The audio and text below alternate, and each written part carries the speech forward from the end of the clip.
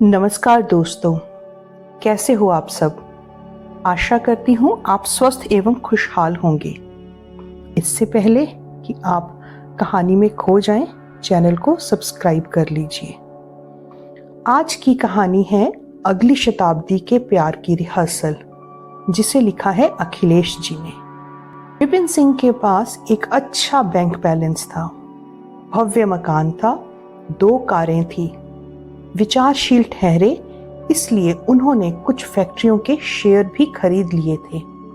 राजनीति में भी हाथ पैर मारने की कोशिश कर रहे थे। उनके पास एक पत्नी, एक और पत्नी और एक बेटी थी, दीपा, जो विपिन सिंह की इकलौती संतान थी। वह एमए में पढ़ती थी। दीपा योग्य, चतुर सुजान और फैशन में डूबी हुई एक दक्ष लड़की थी।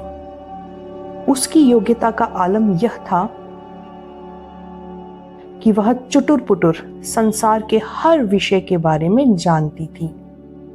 जैसे कि वह भूगोल में जानती थी कि संसार का सबसे बड़ा टीला कौन सा है, या अर्थशास्त्र में जानती थी कि किस देश में कौन सी मुद्रा चलती है। वह दावे से कहती थी, मैं जिस कंपटीशन में चाहूं चुटकी बजाकर आ जाऊं। और इसके बाद वह वाकई चुटकी बजा देती थी और कंधे भी उचका देती थी। चतुर सुजान इतनी कि कोर्स की अच्छी और दुर्लभ किताबें सहेलियों की सब पढ़ लेती, लेकिन अपनी किताबों के बारे में किसी को हवा तक नहीं लगने देती। परीक्षा के पहले वह जो पेपर आउट करती, अकेले हजम कर लेती, मगर दूसरों से उनके झपट लेती, चाहे इसके लिए उसे लड़कों को प्यार के 2 बोल और लड़कियों को गिफ्ट ही क्यों ना देने पड़े। वैसे इसकी वह नौबत ही नहीं आने देती थी, क्योंकि प्राय वह अध्यापकों को ही प्यार के 2 बोल और छोटे मोटे गिफ्ट देकर परिपूर्ण हो जाती। अब रही बात फैशन की, तो दीपा के क्या कहने।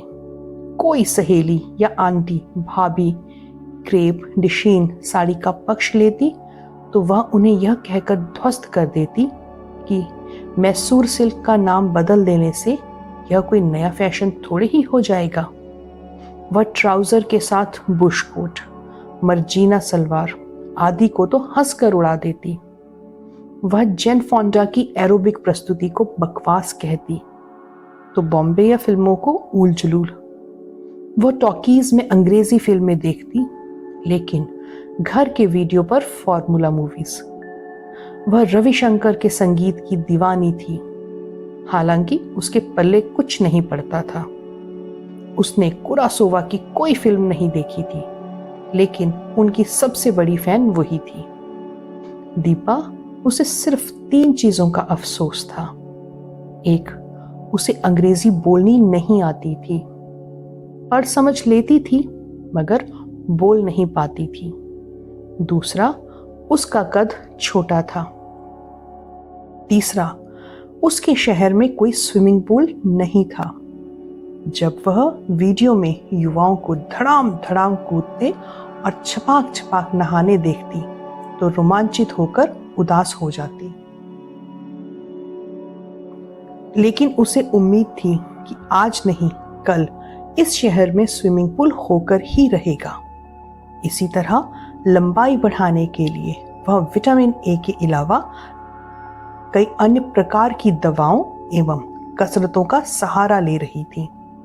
रही बात अंग्रेजी की, तो कई बार उसने सोचा कि 15 दिन में अंग्रेजी बोलना सीखें, स्कूल में दाखिला ले ले, पर वह ऐसा कर नहीं सकी, क्योंकि वह डरती थी कि किसी दोस्त ने देख लिया वहां जाते तो क्या होगा अपन का, क्या होगा अपन की इमेज का।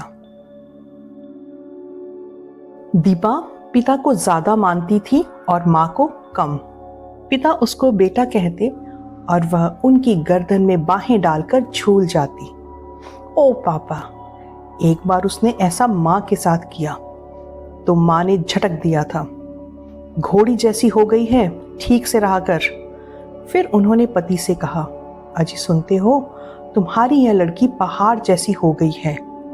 इसकी शादी ब्याह की फिक्र करो अब। उस समय दीपा इंटर की छात्रा थी। शादी ब्याह सुनकर पहली बार उसके मन में प्यार का विचार कौंधा था। उसने सोचा अगर शादी ब्याह करना है तो अभी से प्यार प्रारंभ कर देना चाहिए। इतना सोचना था कि उसमें बदलाव आ गया। वह भांति भांति से मुस्कुराने लगी और धीरे से शरीर को इधर उधर उमेटने लगी। वह शीशे के सामने खड़ी हो जाती, कभी छुप जाती और फिर खड़ी हो जाती। अपने बालों को कभी वह इस तरह झाड़ती, कभी उस तरह, और कभी एकदम से बिखरा देती। तब से अब तक वह 3-4 प्यार कर चुकी थी। आखिरी प्यार उसका इसलिए विखंडित हुआ था क्योंकि लड़के के चेहरे पर एकाएक मुहासे निकल आए थे। अब वह एमए प्रथम वर्ष में पहुंच गई थी, अतः निर्णायक प्यार करना चाहती थी। यानी कि वह ऐसा प्यार करने की आकांक्षा से ओतप्रोत थी जो विवाह में परिणत हो सके। हालांकि वह इस बात पर भी भरोसा रखे थी कि पिता विपिन सिंह उसके लिए जो लड़के तलाश रहे हैं उसी में से कोई दुरुस्त प्राप्त हो जाए तो भी चलेगा। लेकिन प्रेम विवाह की कीर्ति से वह वंचित नहीं होना चाहती थी, इसलिए उसमें प्रेम की तमन्ना थी। उसके प्रेम का आलम यह था कि वह निश्चय कर चुकी थी, यदि पिता के रास्ते से हासिल किए गए पति से प्रेमी 19 रहा तो वह पति के रूप में प्रेमी का ही वर्ण करेगी। हाँ, अगर कुछ ज्यादा फासला हुआ तब की बात कुछ और है।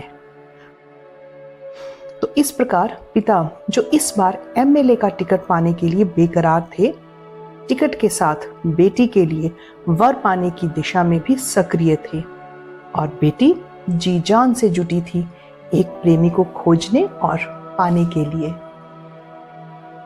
बीए में दीपा के विषय थे अंग्रेजी, मध्यकालीन इतिहास और भूगोल, तो वह इन तीनों विभागों में साथ ही कुछ अन्य विभागों में भी आने जाने लगी थी। वह सहेलियों से मिलने जाती और लड़कों की टोह लेती। अब उम्र के इस दौर में मुहासे आदि का खतरा तो नहीं था, पर क्या ठीक हो जाए तो क्या किया जा सकता है। वह फूंक फूंक कर कदम रख रही थी। चौकन्नापन और चतुराई उसकी नस नस में समा गए थे। जब दिल में चाह हो तो राह निकल ही आती है। कर्म करने वाले का भाग्य भी साथ देता है। तभी तो दीपा को प्यार हुआ तो जाकर किससे? जितेंद्र से। जितेंद्र को प्यार के लिए सुपात्र पाने के कई कारण थे। मसलन उससे विवाह करते समय जाति पाति का कोई लफड़ा नहीं होना था, क्योंकि वह उसी की कास्ट का था। दूसरे, जितेंद्र के घर वालों की दशा कुछ खास अच्छी नहीं, लेकिन कुछ खास बुरी भी नहीं थी। तीसरा और सबसे जरूरी, वह ऐसा प्रखर बुद्धिजीवी था जो आईएएस की तैयारी भी कर रहा था। साथ ही कॉलेज के दिनों में बैडमिंटन का खिलाड़ी रह चुका था। वैसे आईएएस की दिशा में ही उसका भविष्य दुरुस्त दिखाई पड़ रहा था, क्योंकि पिछली और पहली बार ही इंटरव्यू तक पहुंच गया था। असफल होने पर उसने भाग्य को कोसा था और आगे फिर से पढ़ाई में जुट गया था। इस बार भी वह इंटरव्यू तक पहुंच गया था और उसमें सफल होने के लिए कमर कसकर भिड़ा हुआ था। वह लंबा था, गोरा था और घनी मूंछों वाला था। कुल मिलाकर पहली नजर में वह दीपा के लिए फिट फाट था, जबकि जितेंद्र शुरू में दीपा को अपने लिए फिट फाट नहीं पाता था, क्योंकि वह उसकी सुंदरता की कसौटी पर खरी नहीं उतरती थी। इसलिए दीपा द्वारा संकेत देने पर भी वह विमुख रहा, पर बाद में उसने अपना विचार बदला। थोड़ा बहुत रोमांस इससे कर लेने में भी क्या हर्ज है, जितेंद्र ने सोचा, और वह शुरू हो गया। पर जब उसे पता चला कि दीपा इकलौती संतान है और पिता बहुत धनी हैं, साथ ही साथ राजनीति में भी हैं और उनके सितारे राजनीति में चमकने के आसार हैं, तो वह विचारों में आमूल चूल परिवर्तन आ गया। अब वह सचमुच ही दीपा से प्यार करने लगा। प्यार के बारे में जितेंद्र की धारणा थी कि वह तभी सफल होता है जब प्रेमी प्रेमिका से श्रेष्ठ साबित हो जाए। लिहाजा दीपा को हीन सिद्ध करने के लिए उसने उसकी खामियों की खोजबीन शुरू की। उसकी पकड़ में 2 सूत्र आए, लंबाई और अंग्रेजी। सौभाग्य से जितेंद्र की लंबाई और अंग्रेजी दोनों ही प्रशंसनीय थी। वह दीपा से रोज मिलता और रोज सलाह देता, अंग्रेजी बोलने की आदत डालो। वह यह कहने से भी बाज नहीं आता कि अगर तुम थोड़ी सी लंबी और होती तो हमारी जोड़ी कितनी जमती। इस प्रसंग से दीपा पहले तो खिसियाई, फिर क्रुद्ध हुई। यह घोड़ा तो कुछ ज्यादा ही तेज दौड़ने लगा है। उसे फिर जितेंद्र में भी कुछ खराबियां नजर आने लगी, जैसी उसकी मूछ में एक ही स्थान पर कुछ ज्यादा बाल हैं, उसके हाथ मुलायम नहीं हैं, फिर छोटे से शहर से आया है, पता नहीं उच्च समाज के बारे में कुछ जानता बूझता है या बस यूं ही। उसने एक दिन मुआयना किया। उसने जितेंद्र से पूछा, पॉप म्यूजिक में माइकल जैक्सन और जॉनसन में किसकी क्या चीज अच्छी लगती है। वह हड़बड़ाया। आईएएस की तैयारी के सिलसिले में इन दोनों का नाम वगैरह जान गया था और बारीक विश्लेषण से अनभिज्ञ था। तभी फिर प्रहार हुआ, और रॉक म्यूजिक की दुनिया में ब्रूस स्प्रिंगटीन के यहाँ तुम्हारा फेवरेट क्या है। इस तरह उनसे जॉन ट्रेवल्स और रोजी रोज के बारे में पूछा गया। जब वह असफल रहा तो उसका मजाक बनाया गया। उससे यहाँ तक पूछा गया कि रॉब लोवे और ब्रूक शील्ड्स में कौन स्त्री है और कौन पुरुष। अंत में उससे कहा गया कि वह अभी सोसाइटी के कल्चर को नहीं जानता, इसीलिए इंटरव्यू में असफल रहा। अब जितेंद्र स्तब्ध और कुंठित था। दीपा मुस्कुराती हुई घर आ गई। घर में पापा का राजनीतिक जमावाड़ा इकट्ठा था। दीपा इन खद्दरधारियों की बड़ी इज्जत करती थी, क्योंकि उसका विश्वास था कि असली पावर इन्हीं लोगों के हाथे में होती है। राजनीतिज्ञ सीनियर आईएएस तक को डांट लगा देते हैं। वह आईएएस की तुलना में किसी हैंडसम मिनिस्टर से प्रेम करने को अधिक मान्यता देती थी। लेकिन दिक्कत यह थी कि राजनीति में स्थिरता नहीं होती। आज इस कैबिनेट में कोई है, कल दूसरी कैबिनेट में नहीं है। आज पावर में है, कल पोजीशन में। बाबा रे बाबा, यह बड़ा झंझट वाला काम है। घर पहुंचकर वह बिस्तर पर गिर गई और मुस्कुराने लगी। उसे बड़ा मजा आ रहा था। होश ठिकाने आ गए होंगे मिस्टर जितेंद्र के। उसकी आंखों के सामने जितेंद्र का उदास और खिसियाया हुआ चेहरा था। पहले वह खुश हुई, फिर उसका मन पसीज गया। उसे जितेंद्र पर दया आ गई और उसकी अनुपस्थिति में भी उसे पुचकारने लगी। उसने सोचा, आखिर इतना बुरा नहीं है। अगर वह जैक्सन और जॉनसन के बारे में अपना ठोस मत नहीं बना पाया तो कोई बड़ी बात नहीं। यह सब तो वो कुछ ही दिनों में सीख लेगा। मैं ही सिखा दूंगी। असली चीज है आईएएस। उस रास्ते पर फिलहाल वह ठीक जा रहा है, तो चलेगा। उसने होठ गोल कर लिए और सीटी बजाते हुए पैर हिलाने लगी, या पैर हिलाते हुए सीटी बजाने लगी। सीटी बजा रही थी और जितेंद्र के प्रति उसकी दया बढ़ती जा रही थी। बेचारा, उसने तय किया कि कल उसे पुचकार देगी। कल पुचकारने के लिए उसने उसी क्षण योजना बनानी शुरू कर दी। उसने विचार किया कल कौन सी ड्रेस पहननी है। जब वह अगले दिन वही ड्रेस पहनकर जितेंद्र को मनाने पहुंची तो उसे कोशिश बिल्कुल नहीं करनी पड़ी। हुआ यह कि जितेंद्र ने मान लिया था कि दीपा द्वारा ली गई परीक्षा में वह अनुत्तीर्ण हो गया है। वह निश्चय कर चुका था कि बाजी उसके हाथ से निकल गई है। वह दुखी भी था क्योंकि सोने की चिड़िया उसके हाथ से फुर हो गई है। इसलिए जब दीपा को अपने पास देखा और वह भी हल्का हल्का मुस्कुराते हुए, उसकी तो बाँछें खिल गई। उसने कंठ को भावुक बनाते हुए कहा कि वह दीपा को प्यार करता है, बहुत ज्यादा। उसने यह भी कहा कि अब वह मेहनत करके सब जान लेगा, सब सीख जाएगा और कि दीपा उसे माफ कर दे। दीपा ने उसका हाथ थपथपाकर कहा, कोई बात नहीं। वह खुश थी कि अब जितेंद्र उसे उसके छोटे कद और कमजोर अंग्रेजी की याद नहीं दिलाएगा। अब वह जीवन भर उससे दबकर रहेगा। ऐसा ही पति तो वह चाहती है। शायद ऐसे ही किसी दृश्य की कल्पना करके वह मुस्कुरा उठी। जितेंद्र ने पूछा, तुम मुस्कुरा क्यों रही हो?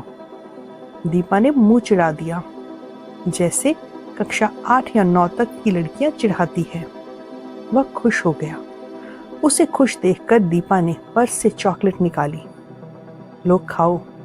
वह खाने लगा तो दीपा ने पूछा, इंटरव्यू के लिए तुम्हारी तैयारी कैसी चल रही है? अच्छी चल रही है। अच्छी से कुछ नहीं होगा, बेहतर चलनी चाहिए।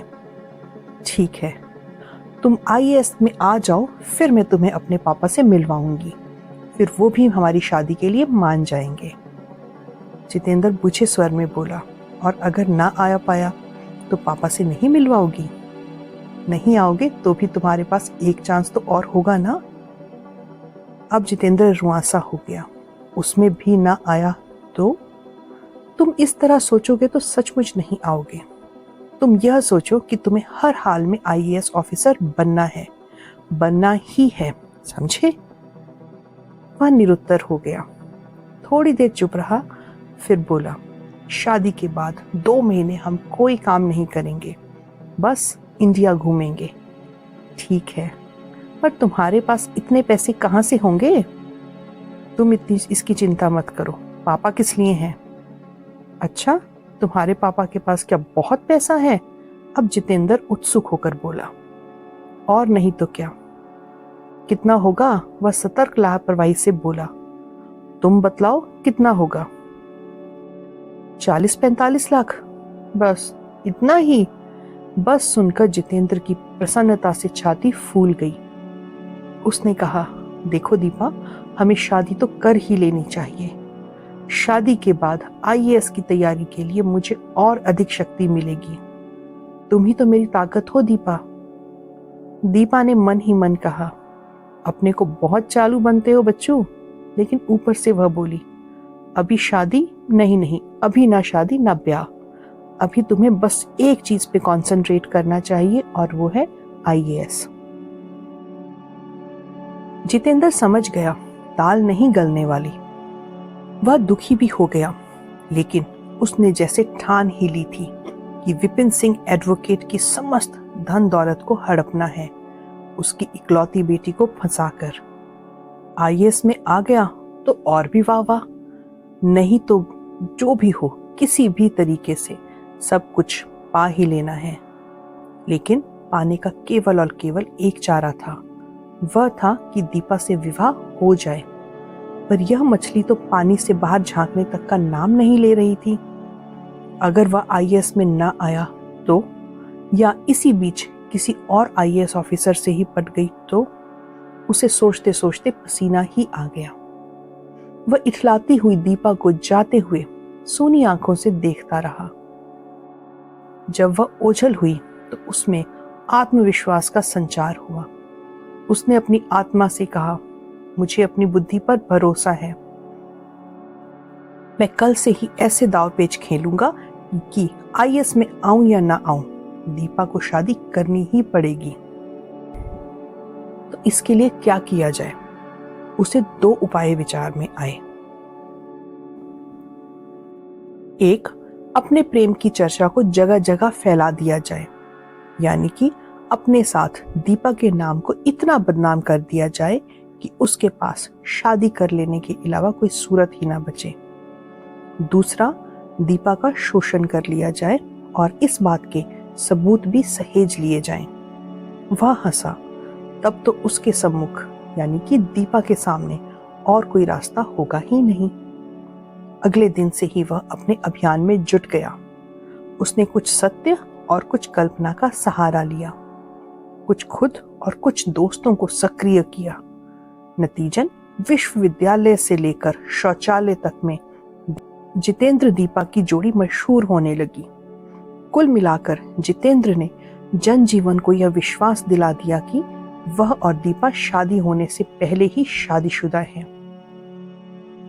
जनजीवन और राजनीतिज्ञ का संबंध पानी और काई का होता है, इसलिए चर्चा उड़ते उड़ते विपिन सिंह एडवोकेट के पास पहुंची तो उन पर वज्रपात हुआ, क्योंकि वह इस हिकमत में थे किसी तरह से दीपक की शादी पार्टी के प्रदेश अध्यक्ष के भतीजे से हो जाए ताकि टिकट मिलने की उम्मीद और बढ़ जाए।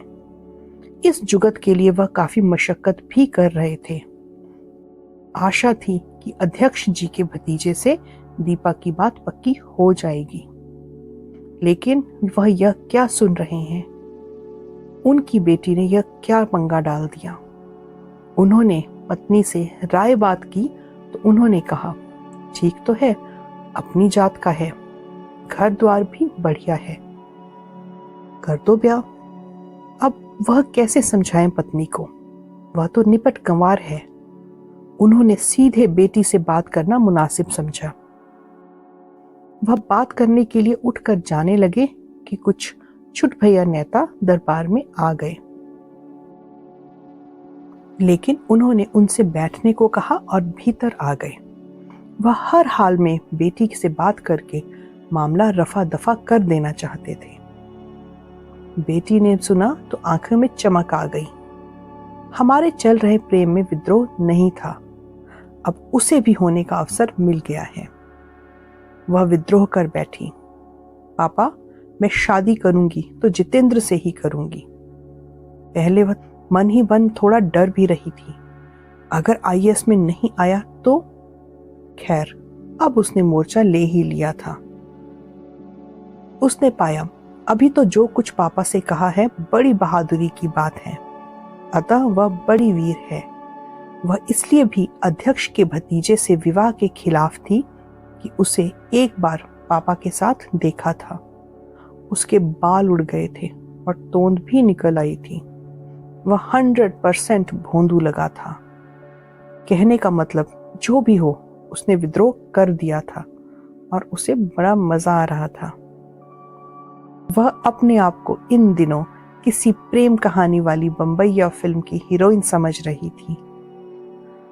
वह मस्त थी कि उसका प्रेम सार्थक हो गया, पर वह चैतन्य भी थी कि जितेंद्र को विद्रोह के इस प्रसंग की हवा बिल्कुल ना लगने पाए, क्योंकि खुदा न खास्ता वह आईएएस में ना आया तो।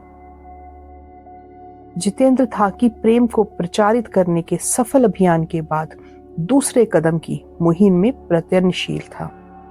वह इस परिणाम से भी संतुष्ट था कि प्रेम संबंध के जगह जगह खुलकर आ जाने का दीपा ने बुरा नहीं माना, बल्कि वह मगन थी कि उसका कितना नाम हो रहा है।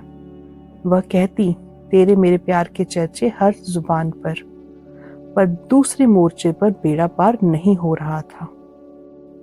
वह दीपा का शोषण करने के मसले पर खटाई की तरह रूखी होकर अकड़ जाती थी। आध्यात्मिक प्रवचन करने लगती, कहती प्यार तो आत्माओं का मिलन होता है बस, और इसी बस से वह पस्त हो जाता।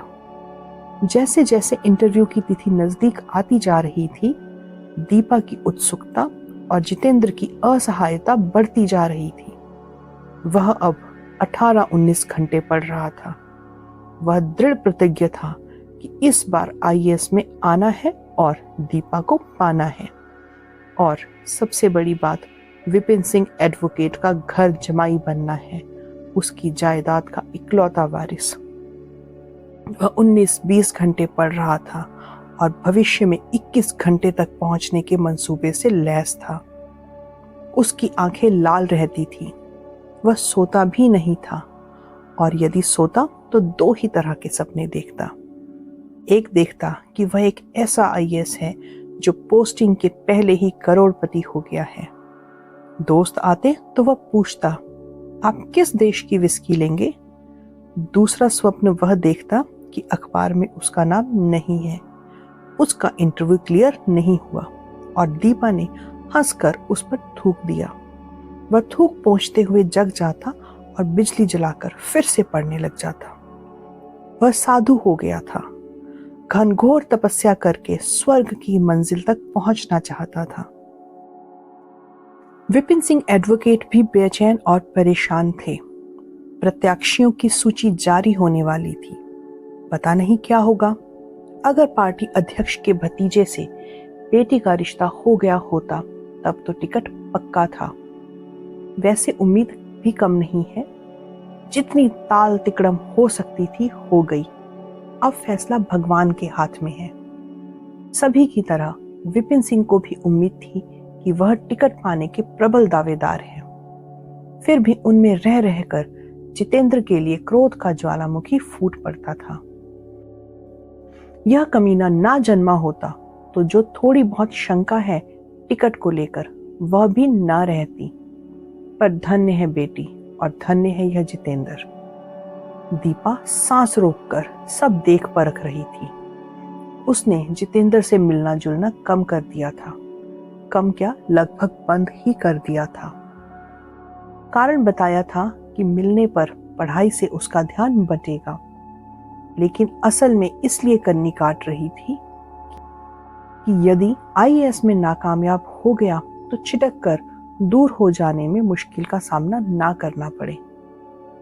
इन दिनों वह पछतावे में थी, पछता रही थी और अपने दिमाग को कोस भी रही थी कि उसी एक से क्यों प्यार किया। माना कि प्यार एक से किया जाता है, पर अन्य 2-4 लोगों से रब्त जब्त बना ही सकती थी। नीरी बुद्धू की बुद्धू रह गई। ऐसा होता तो आज कितनी निश्चिंत होती। यह आईएएस में नहीं आया तो वह सही, वह नहीं आया तो कोई और सही, पर अब तो फिलहाल इसी पर सब्र करना था। वह भय से सिहर जाती। अगर नहीं आया इंटरव्यू में तो फिर नए सिरे से किसी से अफेयर चलाना पड़ेगा। उफ। उसने निश्चय किया ऐसी स्थिति में वह इकलौता प्यार नहीं करेगी। उसे पापा पर भी गुस्सा आ रहा था कि अपनी राजनीति में इस कदर डूब गए हैं कि बेटी की कोई फिक्र ही नहीं है। केवल एक बात चलाई और वो भी उस भोंदूमल से। पर यदि पापा को टिकट मिल गया तो पापा तो मिनिस्टर हो गए ना, और पापा के डिपार्टमेंट में भी तो कुंवारे आईएएस होंगे। पर मिनिस्टर बनने में तो बड़ा टाइम लगता है, तब तक तो अपन का नहीं चल पाएगा। वह घबराहट और उदासी से भर जाती। फिर सोचती बेमतलब परेशान हो रही है। अरे यह अपना जितेंद्र तो है ही ना, यही बन जाएगा आईएएस। अब जितेंद्र उसे बहुत प्यारा लगने लगता। कितना लंबा है, हाउ हैंडसम ही इज। वह ईश्वर से प्रार्थना करती कि जितेंद्र को ही सफलता दे दे। इधर जितेंद्र ने अपने को पढ़ाई के कोल्हू में पूरी तरह जोत दिया था। वह जुटा हुआ था। आहिस्ता आहिस्ता इंटरव्यू की तिथि हाजिर हो गई। अधिकारी होने की अभिलाषा और ससुराल की संपन्नता ने उससे इंटरव्यू में धकाधक सटीक जवाब दिलवाए। इंटरव्यू देने के बाद वह जैसे निश्चिंत सा हो गया था, लेकिन मन में एक डर भी था, अनहोनी भी तो हो सकती है। यह सोचकर उसने अगले चांस की तैयारी भी शुरू कर दी थी। दीपा ने पापा से मिलवाने की बात पर कहा था कि यह चांस नहीं तो कोई बात नहीं, अगला चांस सही। हालांकि उसकी धारणा थी कि अगली बार की फजीहत में नहीं पड़ना पड़ेगा, इसलिए तैयारी करते हुए भी वह मूलतः इंतजार ही कर रहा था अपने रिजल्ट का। सभी इंतजार में थे। जितेंद्र इंटरव्यू देकर परिणाम की बाट जो रहा था, देख रहा था आईएएस और एक पति दोनों एक साथ।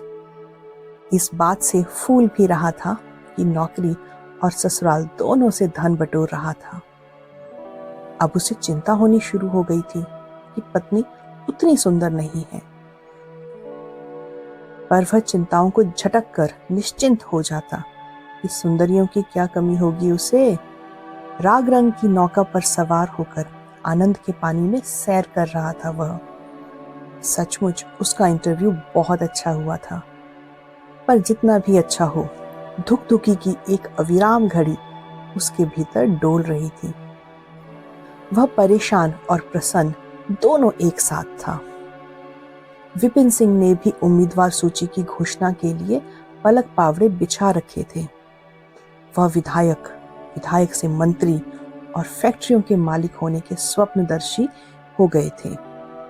ख्यालों का स्वेटर बुनते हुए देख रहे थे कि अपनी दूसरी पत्नी को एक मकान खरीदकर चाबी उसके हाथ में दे दी।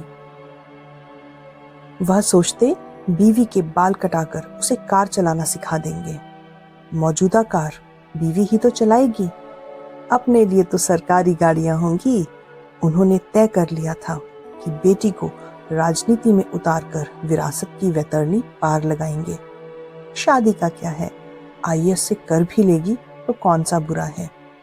इस बात से उन्हें बेटी पर प्यार आया और सोचने लगे जुगत करके उसकी शादी में पूरा प्रदेश मंत्रिमंडल जुटा देंगे। वह सुख के समंदर में गोताखोरी करते जा रहे थे और करते ही जा रहे थे। बेटी थी वह तो और भी उत्तेजित थी। जितेंद्र ने बताया था इंटरव्यू खासा ठीक हुआ है, सो उसने अभी से अपना नामकरण मेम साहब कर डाला था। वह खुश होती यह सोच सोचकर कि सालों हो जाएंगे कोई उसका नाम नहीं पुकारेगा। जिधर देखो उधर मेम साहब की धूम होगी। अभी मालिक को डांट रही है, अभी ड्राइवर को। इस बात पर गुस्सा हुई, उसको फटकारा। यहाँ वाद विवाद प्रतियोगिता की निर्णायक है तो वहां टूर्नामेंट में इनाम बांट रही है। कहीं उद्घाटन कर रही है तो कहीं समापन। वह मुस्कुराती, एक से एक लंबी औरतें उसकी चापलूसी कर रही हैं। वह उन सब पर बिगड़ रही है, झिड़क रही है कि चापलूसी क्यों करती है। पर लंबी लंबी औरतें हैं कि चमचागिरी से बाज ही नहीं आती। क्या मजे की बात है, पापा मिनिस्टर और जितेंद्र ब्यूरोक्रेट द ग्रेट। नहीं, अब वह जितेंद्र नहीं बोलेगी, शादी के बाद उसे जीतू बोलेगी। पर अगर अपना यह जीतू फेल हो गया तो डर कर उसकी आत्मा कुड़कुड़ करने लगती।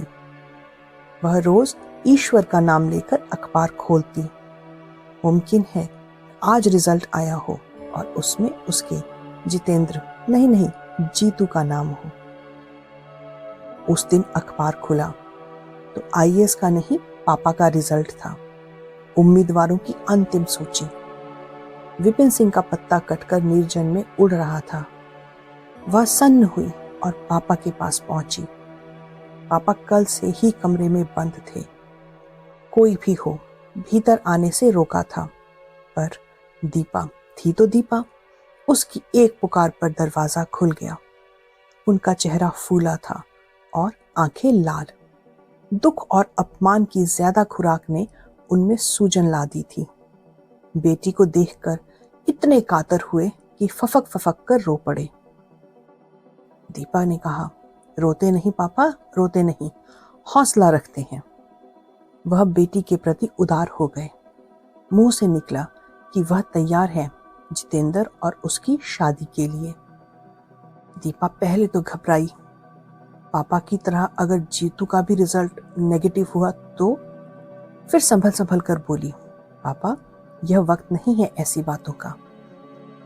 इस समय तो हम आपके चेहरे पर स्माइल देखना चाहते हैं, हंसो ना पापा। विपिन सिंह बरबस मुस्कुरा उठे। तब उसने सोचा, चलो तुरंत यह शादी वादी की बला टली।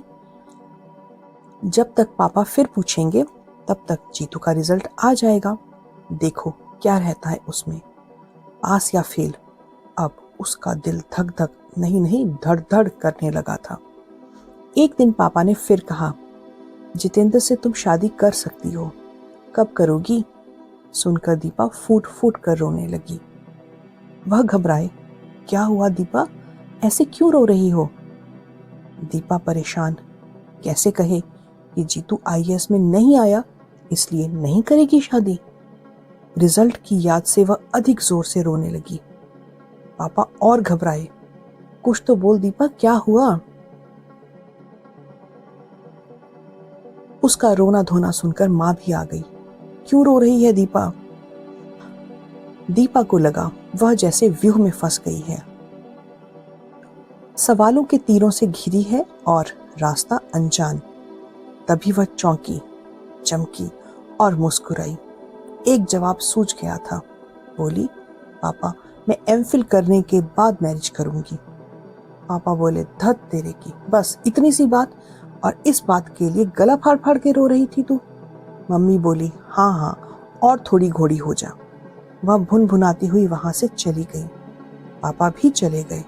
उन्हें अपनी दूसरी पत्नी के पास जाना था।